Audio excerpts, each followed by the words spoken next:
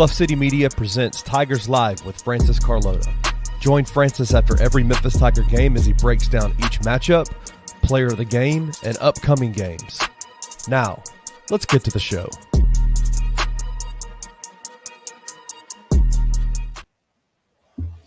What is good, everybody? Welcome to Tigers Live, presented by the Bluff City Collective. I'm your host, Francis Carlotta. That was tough. That was tough, to say the very least. As you all saw, the Memphis Tigers lost a heartbreaker, 73-74 against the University of South Florida. I mean, first of all, I hope all of y'all are staying safe, staying warm. I know the weather's not great in Memphis right now, and seeing Memphis take that tough loss there definitely does not help. But I think we can all say we kind of saw this coming. You know, the Wichita State game was obviously a great win. Memphis performed fantastically on the offensive side of the ball. Defensive issues, we all know about those defensive issues against Wichita State. They cleaned it up a little bit in the second half, but those same defensive issues definitely reared its ugly head in the second half today against USF. And yeah, that was a tough one. That's a tough one. We're gonna get all into it. Talk about the first half, how great that was, how I guess it seemed to be all false hope from there on out. And then we'll bring on Roman Cleary to give his reaction on the game, our beat writer for Bluff City Media. And we'll have Kenny Stubblefield of Bluff City Media as well come on, give his thoughts on the game, and we'll close, talk about the future, what's next for Memphis after they suffered their first loss in AAC conference play. Let's talk about what's next at the end of the show. But right now, I'll bring in Roman Cleary. Roman, what's going on, man? Hey, what's up? What's up? That's tough. How are you feeling? I mean, you just have to feel kind of shocked, perplexed. I don't know what else there is to say. I mean, at the end of the day, the Tigers have played with fire, played down the competition, whatever you want to say, over and over and over and over again throughout the past month, and it finally came back to bite them tonight. I think that's the first instant reaction you got to have there. Yeah.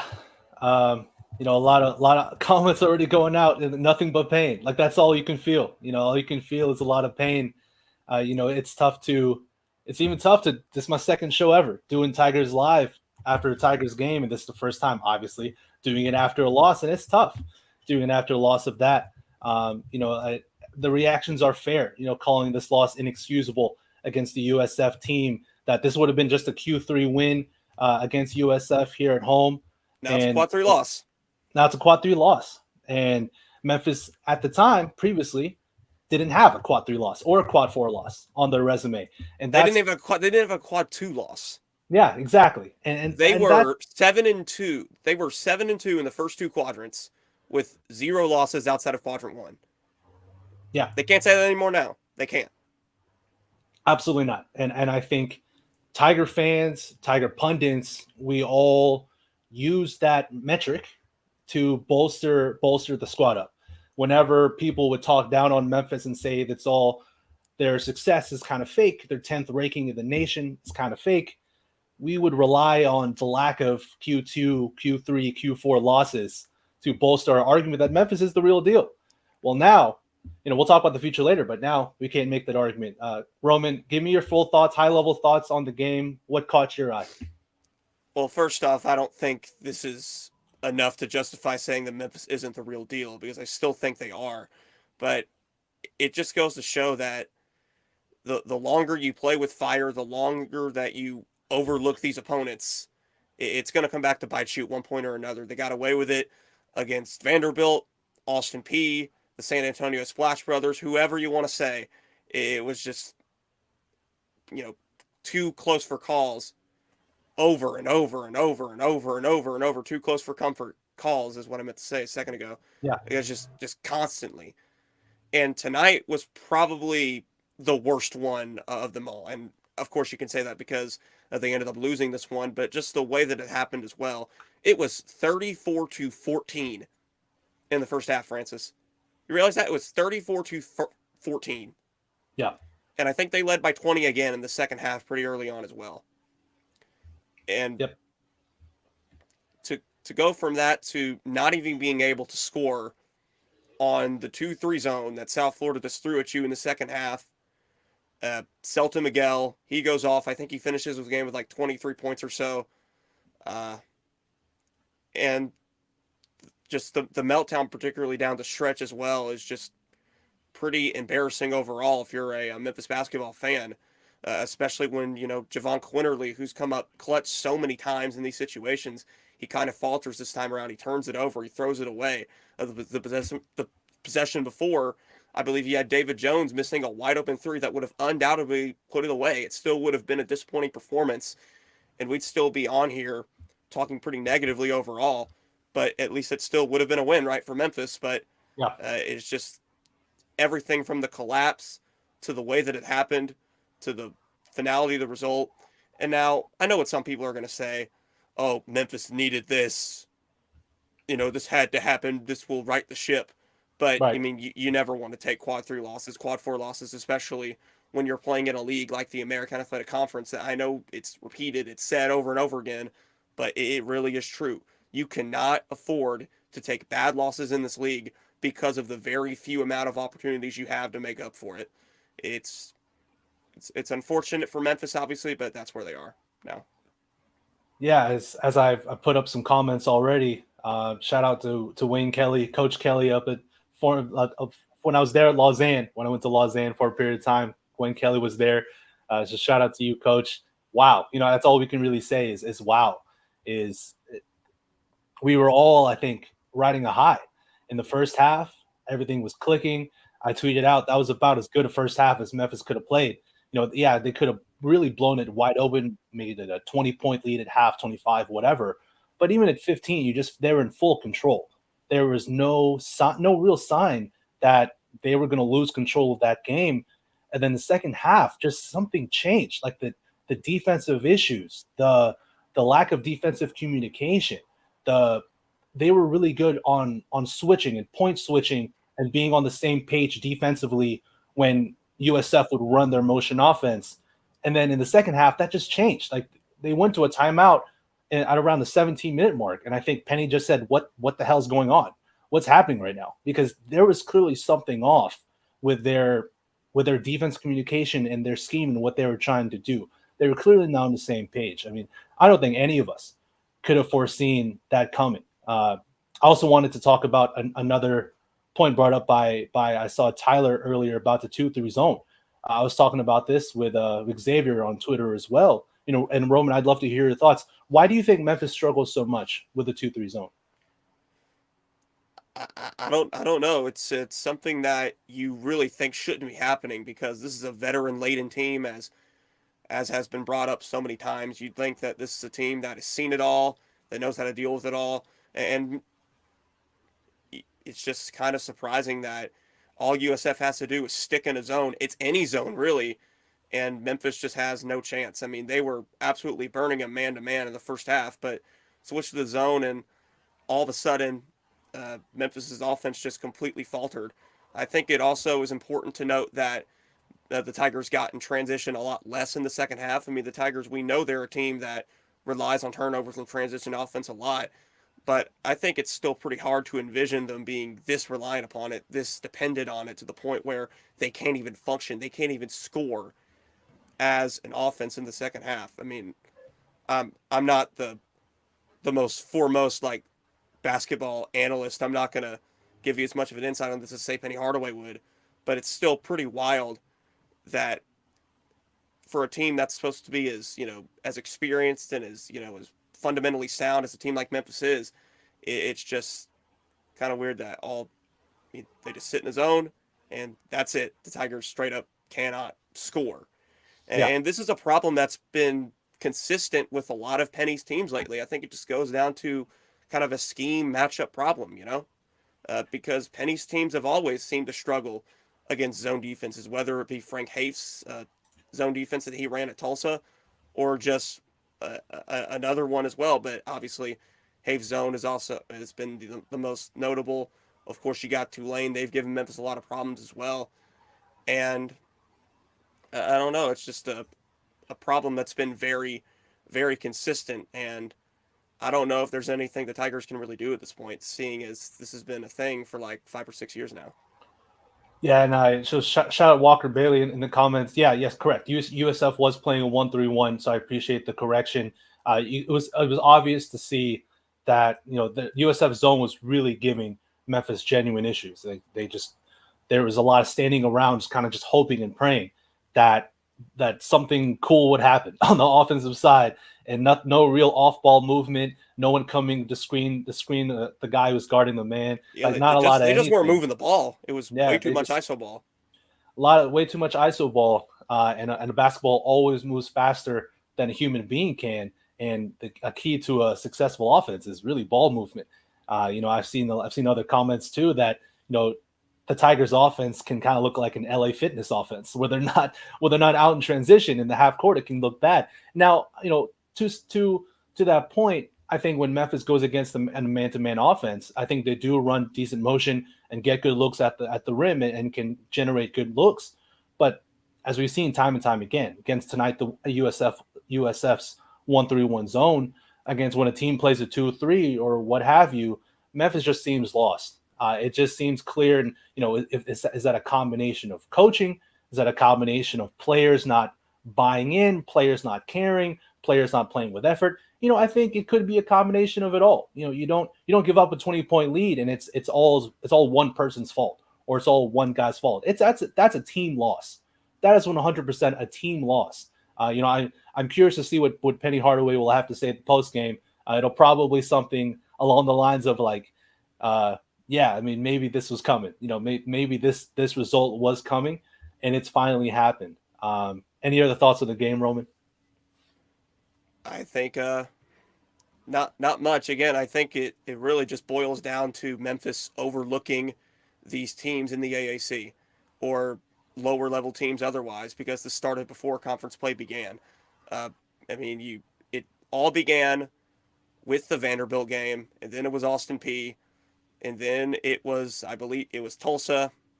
SMU's fine because SMU is a legitimately good opponent, but UTSA was bad, and we thought they had figured something out with the Wichita game. Yeah, sure, the defense was still a little bit rough, but they put up 112 points and won by 26.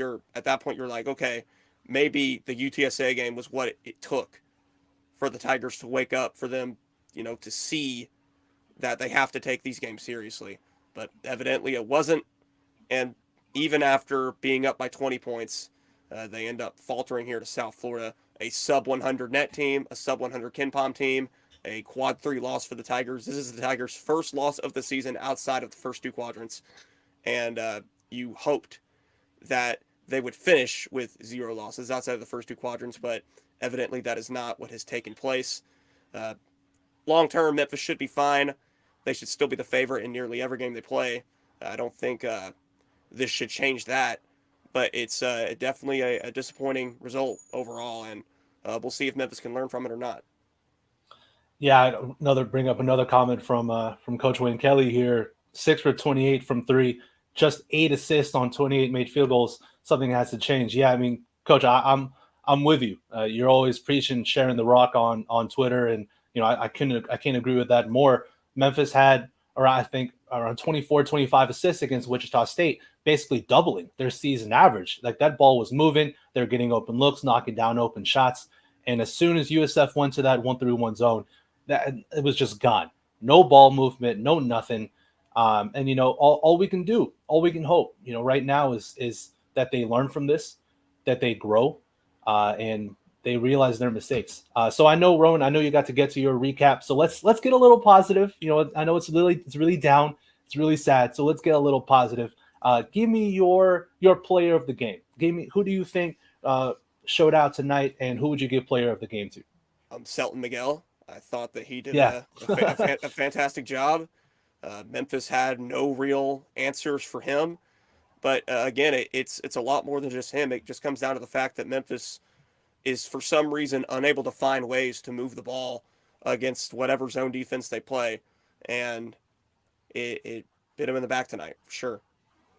But yeah, Selton Miguel, he led the Bulls to victory. He's one of the best players in this conference. The second best 3-point shooter in the AAC heading in 47% from deep. He definitely lived up to that billing tonight. And, yeah, he's a fantastic player. Yeah, he's a hell of a player for sure. 23 points, 5 of 10 from 3, so 50% from deep tonight. He hit some really tough shots just when Memphis was trying to get some separation at the end of the game. He hit some tough buckets. So, yeah, I mean, you got to give it to him. Like, he was overall the best player of the game, so by far.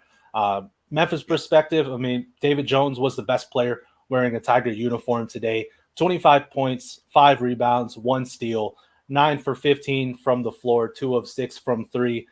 Now, we know how electric he was to end the first half and even start the second half. He had his moments of looking like David Jones. But again, I'm going to just keep going back to it. As soon as USF went to that zone defense, they realized, like their coaching staff, they're not dumb either. They realized that Memphis was killing them in the paint. Memphis was getting anything they wanted down low. Tomlin was finishing, Dandridge, JQ, David Jones. David Jones had a possession where he pump faked, I think, 1,000,000 times and still finished because Memphis was just dominating USF in the paint. And as soon as USF went to that zone, barely any paint looks, barely any paint touches, barely any easy looks at the basket. A lot of settling for really bad shots from the perimeter and just no off-ball movement. I mean, we got a lot of show left, and that's going to be the main theme. It was just a lot of good in the first half against the man-to-man, and just nothing good in the second half once USF went zone.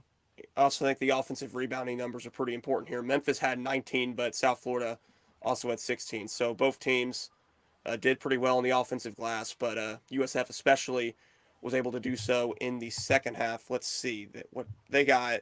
They got 7 offensive rebounds in the second half. Brandon Strout had 3 of those alone, so definitely played a factor as well, those extra possessions. Yeah, 100%. Roman, well, look, I appreciate you coming on. I know you got to get to your recap. We're about to go to our first commercial break, then we'll be right back with Kenny Stubblefield. Roman, thanks for coming on, bro. All right, thank you. I'll see you, Francis. Yes, sir. Oops, excuse me. Not just the level of individual talent that he plays with, but it's also the level of his mind. We haven't gotten cross-court open shot this year. Right. We haven't seen that pass a lot. Number one, you got to respect him going to the basket. There's a roller. I got to watch the roller. He has the mind to be able to say, I see all of that, but now I see this guy over here. I'm going to get him this open shot. How shifty he is to always be going forward. It's usually side to side. Yeah. His dribble moves are side to side, but going forward. Right. Which is very hard to defend. I just want to get you, as many times can I get you to do this? But for him, it's not here. It is here, which is with are his moves to get down the floor. It's awkward for a defender to try to catch a cadence. You dribble. So now what I do is now when you go put that ball down, I'm going for it. But with him, it's hard for my cadence. But what's my cadence for you? I don't know what it is. Tune in to the Anthony Sane Show Wednesdays and Fridays at 12 p.m. weekly on the Bluff City Media YouTube channel.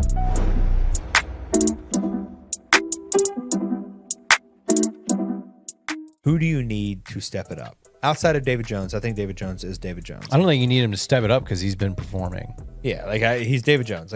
Outside of him, he's fine. I think Quinterly needs to play better. In what way? He's facilitating the ball well. What do you, I don't. 2 at 12 from the field's not cutting it. It's not great. It's not great.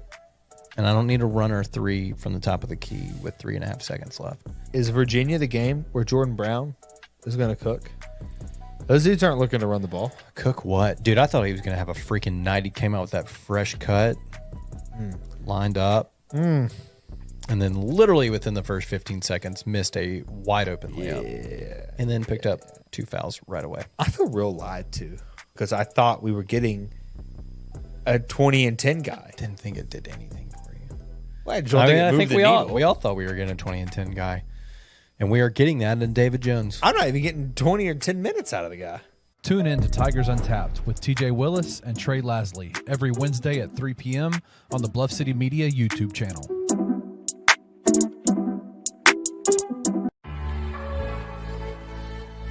Tiger Nation, I'm happy to help announce the launch of Bluff City Collective as the official collective of Memphis basketball.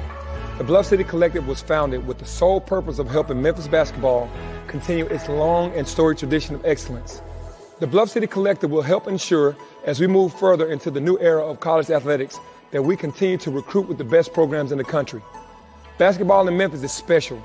A huge part of what makes it so special is you, Tiger Nation. As a former player and now coach who was born and raised in this city, I know that better than anyone. Without your unwavering support, we would not be where we are today. That is why I'm asking all of you to join me in supporting the Bluff City Collective. The city's team needs you. I need you. Please go to bluffcitycollective.com to make a donation or become a member today.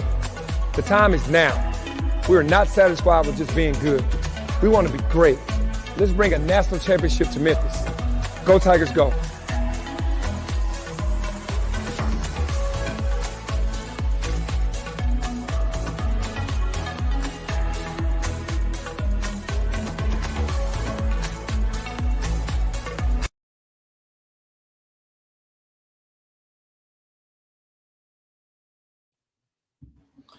Thank you again to Bluff City Collective for sponsoring this show. And on February 3rd, y'all, they got a huge event. They got a meet and greet with pictures, autographs, question and answer with Tigers players and coaches. The ticket to this meet and greet also includes drink and food. They'll also be unveiling a new Javon Quinterly retro t-shirt at Oxbow. Tentatively, the February, JQ will appear for photos and autographs as well.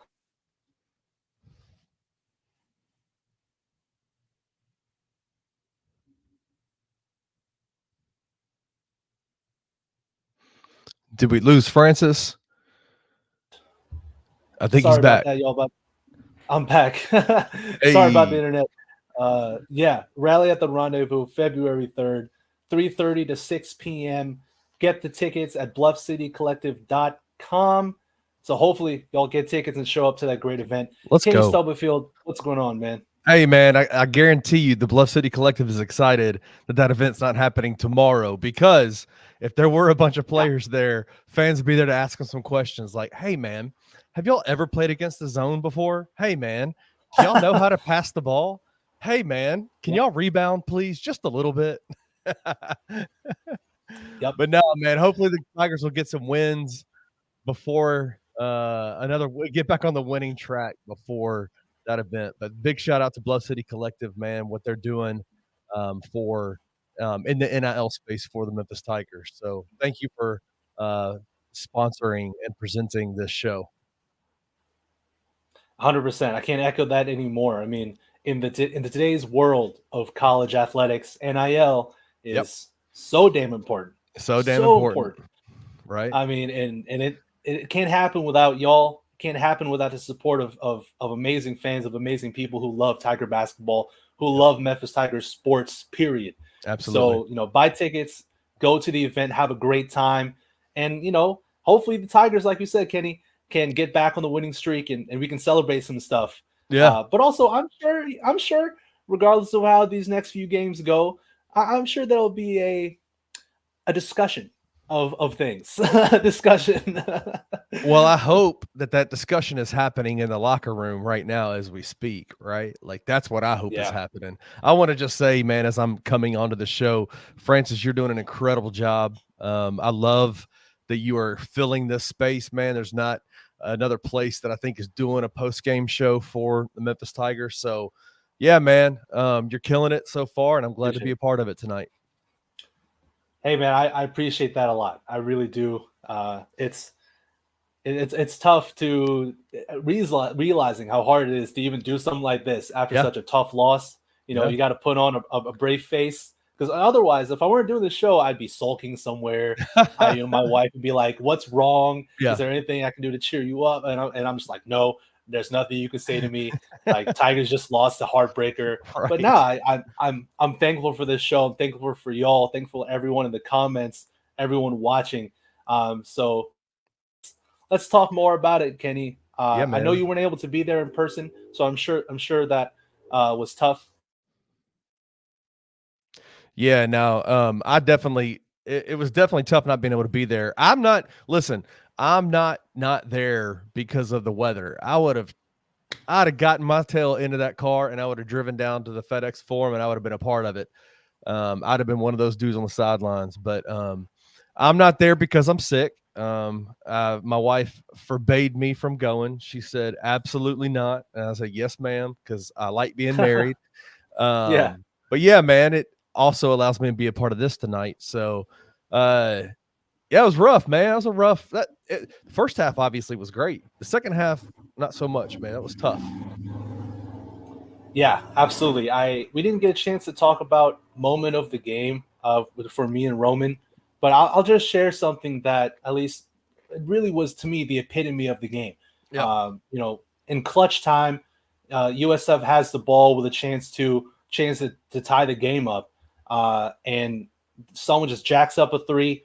And prior, the big dude who reminds me of like the Vanilla Ice version of Chris Anderson, like that's what he is.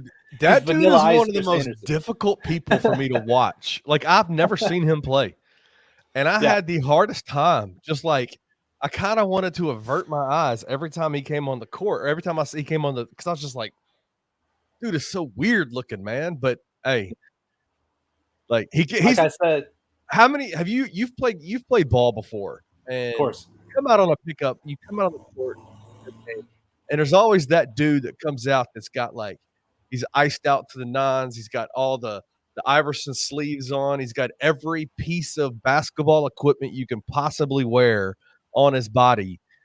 And he just comes out and you're like, oh my God, this is that guy. That guy, I know who this guy is. He's gonna be wild, he's gonna be out of control.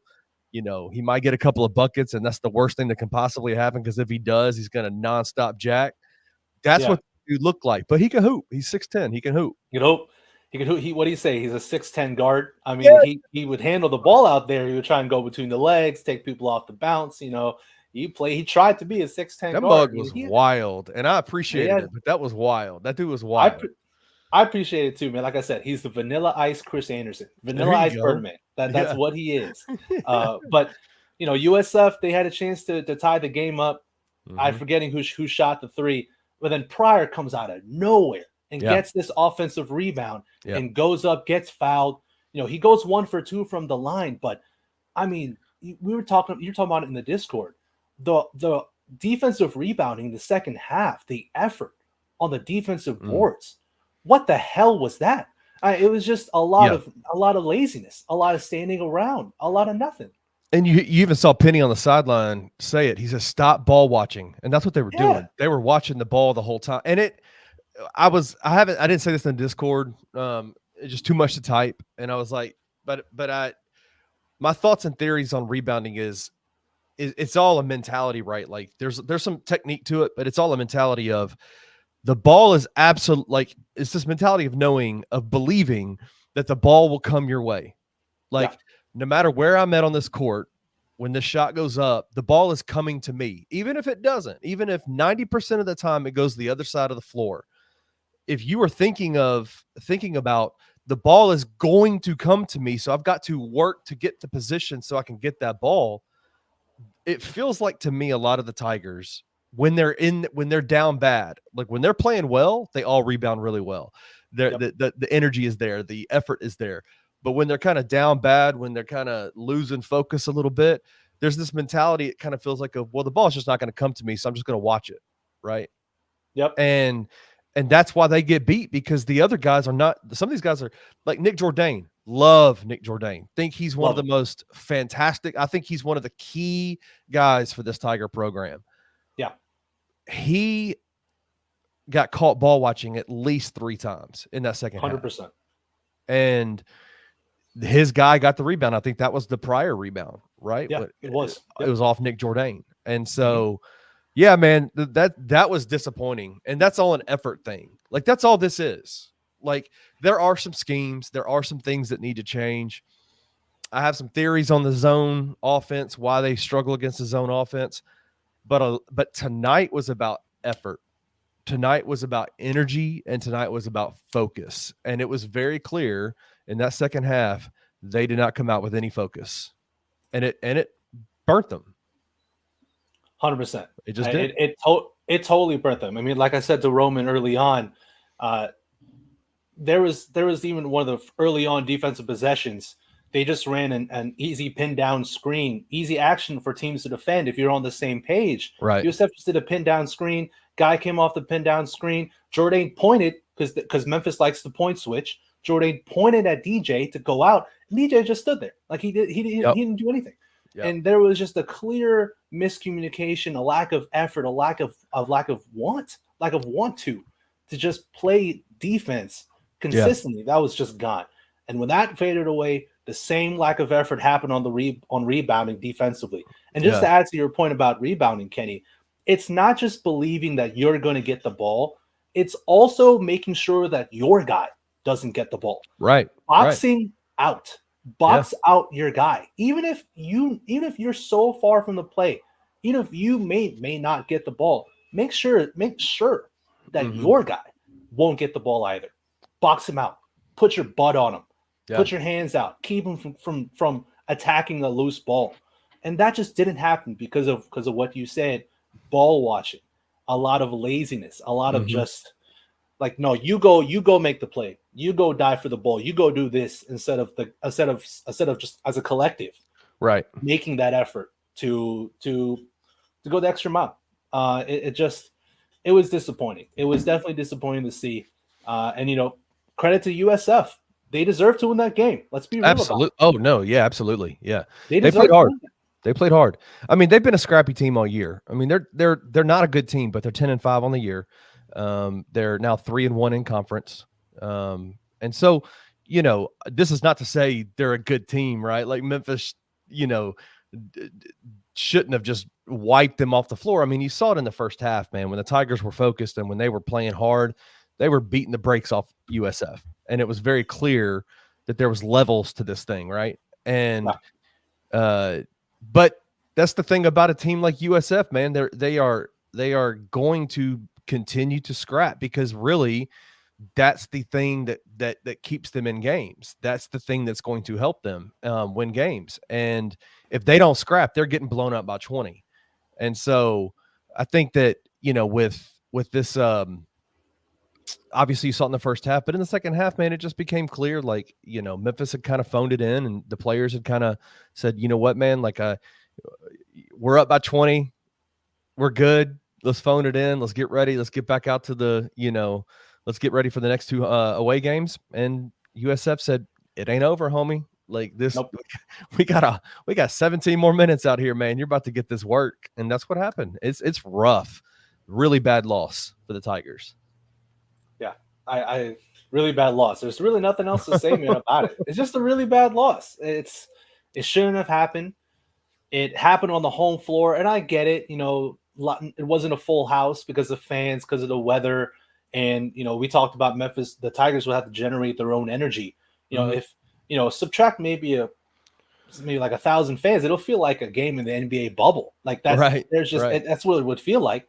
You're playing with I remember even seeing that the Tigers their Twitter account was like, we're gonna post your tweets on the big board, and it just reminded me of the virtual audience, like like a virtual audience in the NBA bubble. Yep. And that it was tough, when Memphis would need the fans to kind of bring them out of the rut, to cheer them on, to get them going when things were down. That fan energy wasn't there, unfortunately. Now, obviously, that's not an excuse, but it's also just the reality of things. Memphis clearly didn't have the energy and effort needed to win that game in the second half. So Kenny, let's talk about your thoughts on the zone. I would love to hear your thoughts. Why do you think the Tigers were just completely stagnant against USF zone? I think they have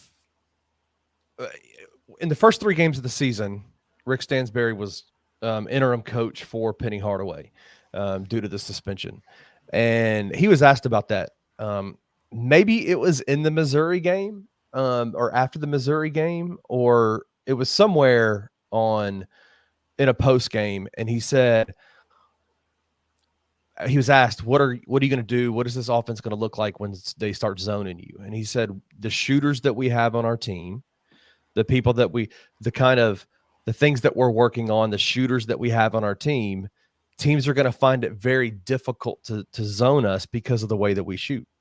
Mm-hmm. And so I honestly believe that this coaching staff deserves some blame for this, because I think that they have kind of smelled their own roses when it comes to their ability to shoot. You hear Penny talk about it even after the game against Wichita State. Like, they shoot like this every practice. Yep, every practice. Every practice they shoot like this.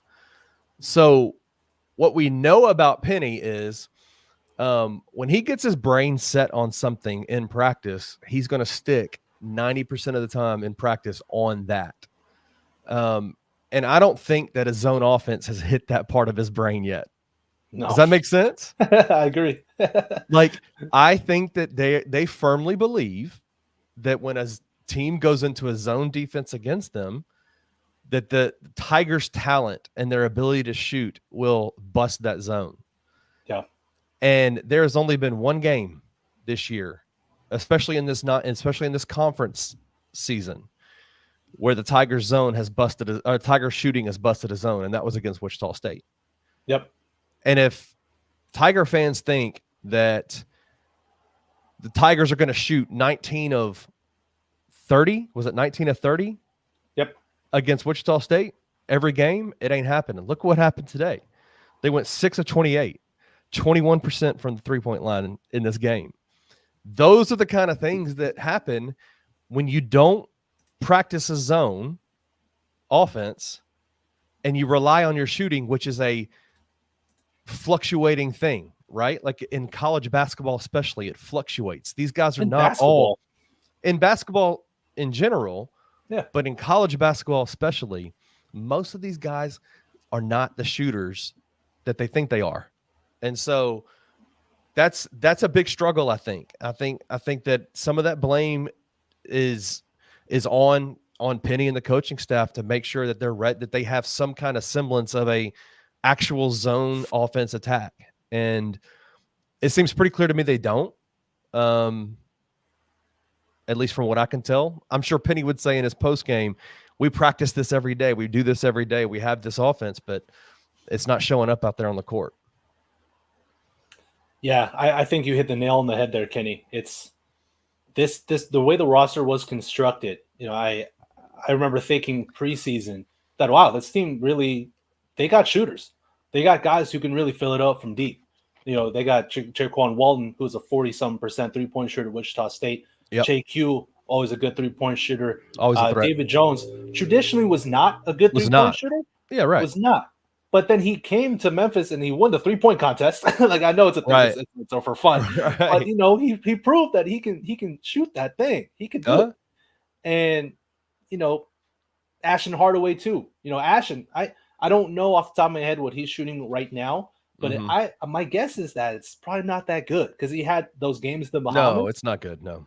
He had those games in the Bahamas, and then ever since then, he hasn't had hasn't had a game or those moments where he's 2 for 4, 3 for 5, 4 of 7. You know, just shooting from deep and knocking them down on a pretty efficient rate. You know, tonight he had a couple threes. He had a 4-point play, which was big to get that run going in the first half.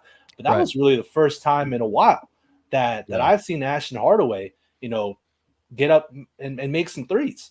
Yeah. So, you know, I think it is a lot of Penny Hardaway and the coaching staff drinking their own Kool-Aid that they made. I think so. You know, that it's just them thinking that, yeah, we're good. You know, they play a zone. We'll swing, get ball one side, move ball the other side. Someone will just knock down an open three, and we're good. We'll shoot them out of the zone. But as we've seen in the Memphis's losses, they do not shoot well from deep at all. You know, Villanova, terrible. Ole Miss, terrible. I think they made 2 threes against Ole Miss. And tonight, you know, 6 for 28. If Memphis isn't hitting shots from deep, you know, they've won close games. Obviously, they had a good record in close games. That record changes now after this loss. Right. But it's tough. It's going to be tough for Memphis to reach their offensive ceiling if they're not hitting shots from deep. They're not swinging the ball. They're not playing hero ball. So I think Penny, that coaching staff, they've got to really go to the drawing board and kind of eat a little bit of humble pie and realize that, crap, maybe we do actually we got to figure this out. Yeah, they're going to have to figure it out. Can't just rely on shooting. They're definitely going to have to figure it out. What did you think about Penny's rotations tonight in terms of in the first half he played a lot of guys got minutes. Second half, still quite a few guys got minutes. But what did you think about his rotations? First half, some people were saying that, Memphis had a chance to go up by like 20, 25, 30 at the end of the first half, but they stuck with their young guys. They tried to play the bench. I thought the bench was an energy jolt. They started that 19-3 run that got Memphis, leaps and bounds ahead of USF. I really like the minutes from Carl Sherrod-Font. It's no secret that I'm the president of the Carl Sherrod-Font. You are the president. I am the president of his fan club. I think looking for a vice president and a treasurer and a secretary right now. You 100%. You are definitely the president of that island. I am the ruler of that island. It is a dictatorship at the moment. Like, that's what it is. I run this island. I like it. But he provided a good spark. He came immediately off the bench and played good man-to-man defense. Next possession defensively, he forces a steal on a fast break. He gets going downhill. He's quick. He's athletic. He made his free throws too, which is obviously a good sign. So I thought his minutes were productive. Again, Ashton hit a couple threes, but I think as soon as you saw the effort kind of dwindle down, not like you mentioned this too before, Kenny. Ashton he's too lazy on the defensive boards. Like, he's just too lazy, unfortunately, as a defender. He's a on freshman. the glass. He's a freshman. He's a freshman. And I don't want to continue to use the freshman thing as an excuse, but when you are that big and play in a high school basketball, you ain't got to do a whole lot of work out there, right, to get rebounds. Yeah. But man, there were probably, I think 3 possessions in a row in that first half where he just got buried under the glass on the defensive side of the ball, where he just got his man offensive rebounded on him 3 times in a row. And it was just like, man, come on, Ashton. Like, if you can't get a rebound, bro, like, you got to get out of the game. Like, if you can't even put your ass into somebody and push them out of the lane, like, you got to go, man. So yeah, you got to get off the floor. Like, there's definitely I think I saw somebody say it up in the comments, and by the way, just to kind of throw this out there, if you got any questions or comments or anything, we're looking at them. We'll throw them up on the screen. France is doing an incredible job with that. We'd love to answer questions if you got any. But what was I saying? There was Kip. And I think Kip actually had a statement earlier that I liked a lot. He said they have been playing with fire for so long. It's right at like 3 above it, Francis. They've been playing with fire for a long time, and they finally got burned. Yep. And I agree with that. Even and that's something that JQ even mentioned a few games ago, where he said, listen, we are playing with fire. And if we don't fix this, and he was talking about it in terms of complacency, kind of a level of complacency that had kind of kicked in, right? Like, and he said, if we don't bury this complacency right now, we've been playing with fire for so long, we are going to get burned. So yeah, I mean, they got burned tonight. They got burned, but yeah, I like the Carl minutes at a minimum, like keep him at a minimum, because he just when the going gets tough, he just doesn't have that level of know-how yet on the floor. But on the offensive side, no question. It's right. Like defensively, he's fine. For as good as he is at such a young age on defense, he is just as bad on offense. And it's not for a lack of effort, I don't think. It's just he's not a good shooter, and his ball handling isn't clean enough to be able to attack going downhill. So Carl Sherrod-Fant points are going to come in fast break and transition when he's in the open floor. I mean, that's what happened tonight. He got to the rim twice in the open floor, went to the free throw line, made all 4 of his free throws. That's how he has 4 points. And I was looking at the minutes played, between everybody. Ashton played 14 minutes, and I think a lot of that is because of what we just talked about. Yeah. Penny Hardaway and the coaching staff was like, well, let's play Ashton, because if they're going to play his zone, let's just spread him out. Yeah. Let's just space him out. And honestly, that was more of a detriment than a benefit, because Ashton wasn't hitting threes, and defensively on the boards, on his man, like, it just wasn't there. Like, he was unfortunately Right. You just couldn't play him on that side. Only 15 minutes for Malcolm Dandridge. I think a lot of that is, again, probably because of the zone. Memphis playing more of Tomlin. Tomlin played 32 minutes tonight. So you play Tomlin a lot more minutes in hopes that he can space the floor a little bit. He's shown some ability to hit from deep. So I think that's where the minute stretches, the minute splits come from, is trying to maximize the offensive side while sacrificing what they do well on the defensive side. Yeah, no, I put up this Wayne Kelly comment where he talked about, Ashton shooting 35.1% from three. Sounds good, right? Like that sounds really good. He's also shooting 37% from the actual floor overall. And so literally, if you own, like, the only thing you get from him is maybe 1 or 2 3-pointers a game. If he's hitting, right? Like if he's hitting, because he's not getting enough time out there to get any more than 6 shots a game, which means he's hitting 2 3-pointers a game. And so it's like, is that enough to go over? Is that enough to like make the difference be there to play him on the defensive side of the ball? Like he's just not a defender and he's not going to rebound. You know what I'm saying? Like what does it make it worth it? You know what I'm saying? And I don't think that it does, honestly. I love Ashton. I think he's going to be a baller. I just don't think right now he doesn't add much right now to me. I agree. As I was saying before, what you do get from Ashton doesn't outweigh the negatives right now. And I think, that's kind of just the issue when you lose Caleb Mills. You lose a guy who was supposed to be a 12, 13, 14 point per game scorer. As Penny has said in press conferences, they have to kind of cobble together players and them averaging, Ashton, hopefully he can average like 6 points a game. Then Carl averages like 3. And then Jaden averages like 5. And hopefully that adds up to Caleb Mills' production. But that's not how it works. Like that's not, unfortunately, how it goes. Just ask the Memphis Grizzlies. They tried to cobble together production.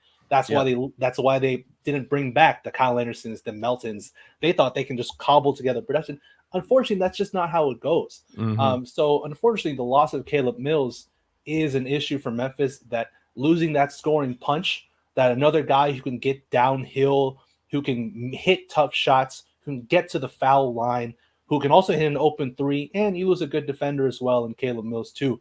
So I think that loss hurts a lot more than at least I initially thought. And I don't know about you, Kenny, but I think it hurts a lot more than it does. Yeah. Well, the bench is not deep. They don't have a deep bench right now. When you had Caleb Mills, you had a guy who could defend, who was a savvy offensive player, could get to the ball or get to the rim with, on his dribble, could shoot wide open shots. Losing him has been tough. And I know we've spent a lot of time blaming, kind of talking about the rotations, talking about Ashton, Carl, all these different guys. But I'll tell you what, man, like for me, the guys that I look at that I say, man, you absolutely have to play better or this team is not going to go very far, is Jaquan Walton and Nick Jourdain. They just did not play well tonight. Jaquan had 2 points. He shot the ball 6 times. Yep. 0 for 4 from the 3-point line. Jaquan, if he's going to get 28 minutes in a game, he's got to do better than that. Got to do better than that. And so, we can sit here and blame Ashton. Ashton is not the reason why the Tigers lost that game. No. Carl Chanfant's minutes are not the reason why, the Tigers lost that game. More so to me, it's when you had your starters out there, when you had Jaquan playing with the bench. Like Jaquan needs to be that guy. He needs to take over those Caleb Mills minutes in with that bench, where he is the go-to bucket getter. And he was absolutely not it tonight.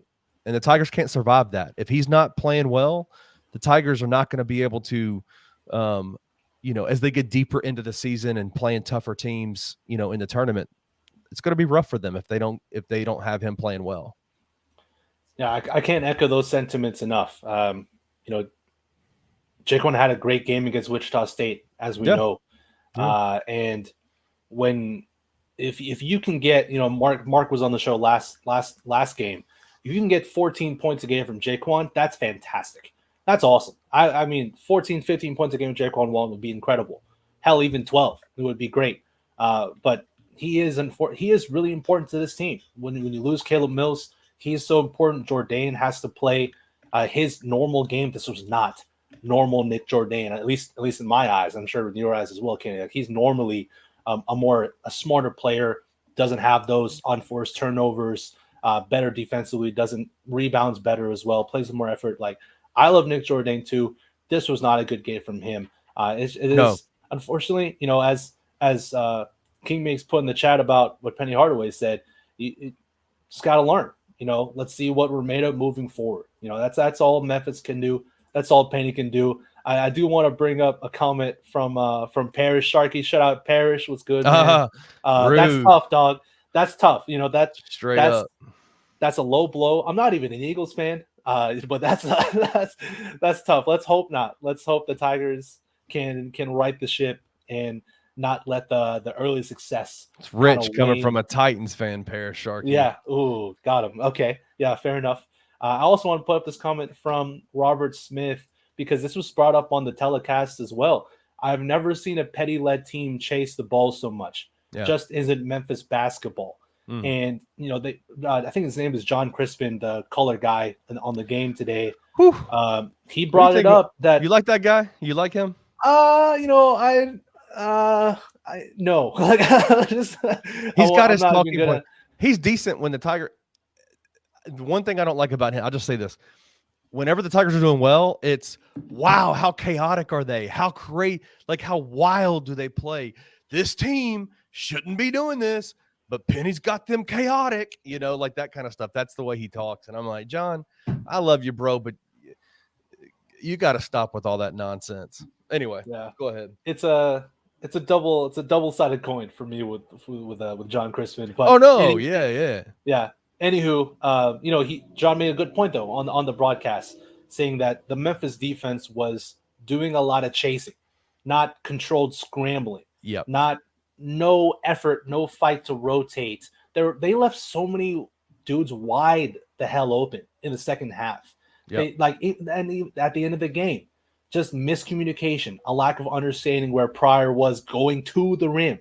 They lost a 7-foot guy darting to the rim to try and win the game. That shouldn't happen. Point blank, that shouldn't happen. I thought to myself when USF called the timeout, I was like, oh, good. Memphis can set their defense up. They could get a stop here. I was like, okay, good. Yeah, go ahead, call the timeout. Memphis can have a set defense, and then nothing. Just miscommunication, out of bounds. And just what in the world was going on? It was gone. Yeah. So it is what it is at this point. We just gotta hope that they can learn from this, get it together. Kenny, any last final thoughts about tonight's unfortunate loss? I'm done with it, man. It's time to move on. Penny said it, and Penny we trust. Take that L. Take this L right on the forehead, man. Take it and move on, and get better. Yeah, that's it. That's all you can do. Learn from your mistakes. And here's the thing, Francis, and we're going to close this down soon. But here's the thing: out of the next 4 games, this is supposed to be the easy one, right? Yep. South Florida's supposed to be at home against South Florida. They're going on the road now against Tulane and UAB. Those are going to be fun games. And if this Memphis team doesn't get this right on the road against Tulane, they're going to lose another one, bro. They can't. No question. They can't play the way they did in the second half against Tulane or in New Orleans and win that game. So they're going to have to get this right real fast. They can't play that second half against anybody. Unfortunately, they've played that second half multiple times against UTSA, against Vanderbilt, against Austin Peay. And Memphis was lucky enough to get away with it. But in conference play against these teams who treat every game against Memphis as their Super Bowl, you just can't do that. You can't have that performance. You got to stay locked in. You have to play as complete a game as possible, just like they did against Wichita State, if they want to excel in this conference. That's not a secret. FAU knows that as well. They're not impervious to anything. I think they pulled out against Wichita State. Yeah, they beat them by 11. Yep. Gotcha. So they pulled it out after a rough first half. But they're not impervious to bad losses either. Memphis No. suffered their first really bad loss of the season. Like you said, they got Tulane up next at Tulane, at UAB. That's going to be a fun one, reinvigorating that Memphis UAB rivalry. Right. I'll have a lot of thoughts on that game afterwards, and a little bit about that rivalry as well. Yeah. But yeah, to everybody out there. Real quick Go question. ahead, Kenny. Has your Yeah. outlook for the season changed at all? No, I knew that Memphis they weren't going to go undefeated in conference play. They were going to suffer a loss like this at some point. I didn't think it would be USF at home, but they were obviously going to suffer some losses. And I predicted that Memphis would finish as a 5 seed in the NCAA tournament. You know, that includes some tough losses, but they right the ship. They get good wins as well. They probably will beat FAU at least one time. You know, hopefully they can get a good quality win at Tulane. You know, I don't think all hope is lost. I've said before the year, I think Memphis is my prediction is an Elite 8 finish. Yeah. That's my prediction. I still stand by that. So, you know, my faith in this team, my outlook, it has not changed. Interesting question to close out. Can I answer it? Go ahead, go for it. Yes. That's all I got. Yes. Definitively.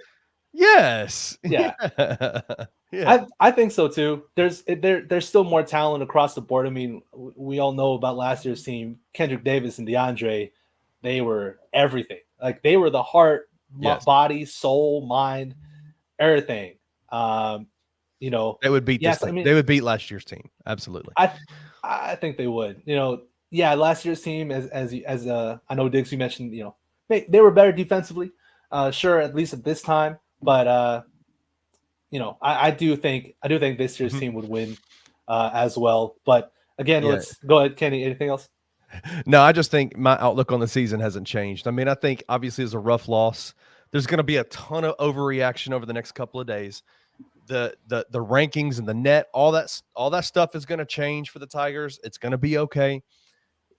They lost one game, and could they lose another one? Maybe. Could they, win the rest of them out? They're favored in every other game the rest of the way. So, listen, it's still going to be a very special season for the Tigers. I have no doubt that this thing is going to be righted very quickly. I'm not my outlook on the season has not changed whatsoever. Amen to that. Amen to that. On that note, again, thank you everybody for coming on the stream, supporting Tigers Live. It means a lot to me. It means a lot to everyone at Bluff City. Thank you for all the comments. Shout out to Bluff City Collective for sponsoring the show. Tigers Live presented by Bluff City Collective. Don't forget. And what are those events? What are those events? Tell me about those events again. Oh yeah, so they got a rally at the Rendezvous February 3rd, 3:30 to 6 p.m. Buy your tickets at bluffcitycollective.com. They'll have a meet and greet, pictures, autographs, question and answer with Tigers players and coaches. The ticket, it includes drink and food as well. So go get your ticket to that awesome event.